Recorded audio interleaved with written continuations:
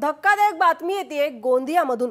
गोंदियात 20 दिवसाच्या बाळाला आईनं नदीत फेकले।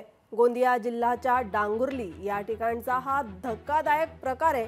नोकरी करता यावी म्हणून पोटच्या बाळाचं चक्क जीवन संपवलेलं आहे। यानंतर बाळ चोरीला गेल्याचा बनाव बनवला आणि रावणवाडी पोलिसात आईविरोधात गुन्हा दाखल करण्यात आलाय। 17 नोव्हेंबरच्या रात्री 11 वाजेच्या सुमारास बाळाला फेकून देण्यात आलं।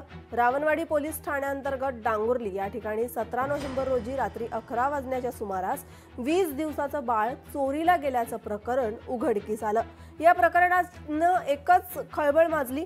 दरम्यान जिल्हा पोलीस अधीक्षकांच्या आदेशान्वये रावणवाडी पोलिसांनी तपासाला गती दिली।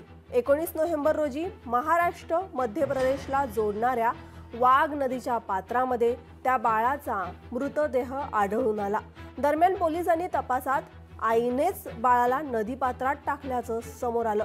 एकंदरीतच जन्मदात्रीनंच घात केल्यानं पूत कपूत सुने हे पर ना माता सुने का कुमाता या घटनेनं मात्र माय लेकांच्या पवित्र नात्याला कलंक लागलेला आहे।